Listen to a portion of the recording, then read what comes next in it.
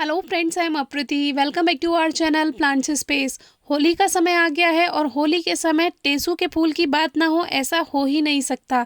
ढाक, जिसको टेसू या पलाश के नाम से भी जाना जाता है, जिसका साइंटिफिक नेम बोटेनिकल नेम है ब्यूटिया मोनोस्पर्मा, और इसको सैक्रेड ट्री भी कहते हैं। सैक्रेड मतलब पवित्र, तो ये एक पवित्र पौधा कहलाता है। साथ ही इसको फ्लेम ऑफ द फॉरेस्ट भी कहते हैं या फॉरेस्ट फ्लेम भी कहते हैं, क्योंकि जब जंगलों में ढाक के पेड़ों पर फूल खिलते हैं तो बिल्कुल ऐसा लगता है जैसे आग लगी हुई हो, इसीलिए इसे फ्लेम ऑफ द फॉरेस्ट भी कहते हैं। क्योंकि ऑरेंज कलर के इसके फ्लावर्स होते हैं। इसका कॉमन कलर जो है वो ऑरेंज ही है, वैसे इसमें येलो शेड भी आता है, वाइट शेड, और एक इसमें जैसे डार्क ऑरेंज और लाइट ऑरेंज ये शेड्स भी होते हैं।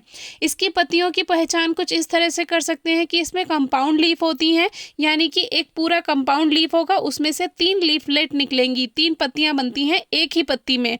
तो इस तरह से पहचान की जा सकती है। और पहले भी हमने आपको बताया है कि ढाक के 3 पात, जो कहावत है वो इसी ढाक के पेड़ को लेकर है, क्योंकि इसमें ढाक की 3 पत्तियां होती हैं एक कंपाउंड लीफ में। और इसको ढाक टेसू पलाश किसी भी नाम से आप कह सकते हैं।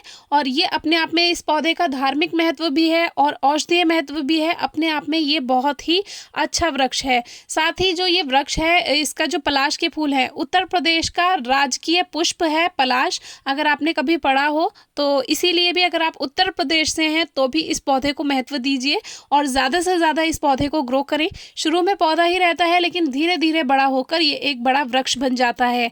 इसकी कलियां कुछ इस तरह से होती हैं कि जनवरी से ही आनी शुरू हो जाएंगी, छोटी छोटी ब्लैक कलर की आपको दिखने लगेंगी, और जनवरी लगभग दिसंबर लास्ट से ही समझ लीजिए कलियां बनने लगती हैं। और जगह के अकॉर्डिंग, जैसे कहीं कहीं पर फरवरी से इसमें फूल आने शुरू हो जाते हैं, कहीं पर मार्च, और कहीं पर अप्रैल तक भी इसमें फूल आते हैं। लेकिन साल में एक ही बार ये कुछ इस तरह के पुष्प देता है। और ये जो पुष्प हैं, इन्हीं से ही सीड्स बनते हैं, यानी एक सीड पॉड बनता है, फली बनती है। आपको पहले दिखाई है, अभी जब बनेगी तब मैं दोबारा से आपको दिखाऊंगी, लेकिन आप लास्ट ईयर की वीडियो चेक कर सकते हैं डिस्क्रिप्शन बॉक्स में, जिसमें इसकी एक टहनी हमारे पड़ोस के घर पे जा रही थी, वहां से हमने वीडियो शूट की थी। वो छत पूरी खाली थी, वहां पर पूरी ये टहनियाँ फैल चुकी थी और उसमें बहुत सारे फूल आए, क्योंकि अच्छी धूप मिली इस पौधे को, इस पेड़ को अच्छी धूप का मिलना बहुत ज़रूरी है। तो उसमें बहुत फूल आए और बहुत सारे सीड्स भी बने थे, जो हमने आपसे शेयर भी किए। लास्ट ईयर की वीडियो सबसे अच्छी रही इसकी, लास्ट ईयर की है, पता नहीं उससे 1 साल पहले की, आप देख सकते हैं। तो इसका जो फूल है वो बहुत खूबसूरत है।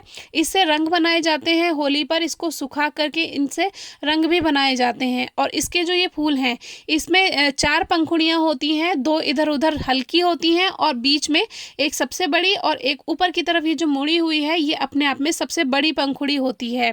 तो ये जो है मुझे बहुत ही ज़्यादा पसंद है फूल, लेकिन क्या करें, साल में एक ही बार मिलता है।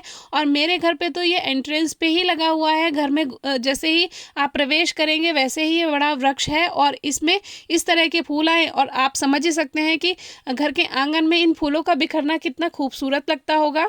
बस एक थोड़ी सी कमी रह जाती है कि बंदर हमारे यहाँ बहुत सारे हैं, और वो इस पौधे को, इस पेड़ को, इस फूल को बहुत ज़्यादा नुकसान पहुँचाते हैं। ख़ास तौर से जब इस पे ये फूल आ रहे होते हैं, शुरू में तो कलियाँ ही तोड़ जाते हैं, जब ये काले रंग की होती हैं उन्हें लगता है पता नहीं क्या फल है। फिर इस पे फूल आते हैं, वो तोड़ जाते हैं, फिर जब फलियाँ बननी शुरू होती हैं तो उसको नुकसान पहुँचाते हैं। इसकी फली में कोई बड़ा फल नहीं बनता, बड़ा सीड नहीं बनता, एक पतला सा कागज़ के जैसा सीड बनता है, वो हमने दिखाया है। आप डिस्क्रिप्शन बॉक्स में वीडियो ज़रूर चेक कीजिएगा। और इस वृक्ष के बारे में जानना बहुत ज़रूरी है। इसका जितना ज़्यादा प्रचार प्रसार करें उतना अच्छा है। औषधीय महत्व बहुत ज़्यादा है। साथ ही उत्तर प्रदेश का राजकीय पुष्प है पलाश, तो इसका ज़्यादा प्रसार करना, प्रचार करना ज़रूरी भी है। और अपने आसपास एक पौधा आप ज़रूर पलाश का या टेसू का लगाएं। ये छाया भी देता है, इससे छनकर जो हवा आती है वो ठंडी और शीतल होती है। घर के आंगन में लगा है, बहुत अच्छी छाया देता है, ठंडी हवा देता है, पक्षियों को बसेरा देता है। इससे ज़्यादा और आपको क्या चाहिए। केयर कुछ नहीं मांगता। शुरू में जब ये छोटा हो तब थोड़ी सी केयर कर लीजिए, उसके बाद कोई केयर नहीं, बस अपने आप चलता जाएगा। क्योंकि बड़े वृक्ष को किसी चीज़ की ज़रूरत नहीं होती, वो अपने आप वो चीज़ें ग्रहण कर लेता है मिट्टी से, प्रकृति से। धन्यवाद।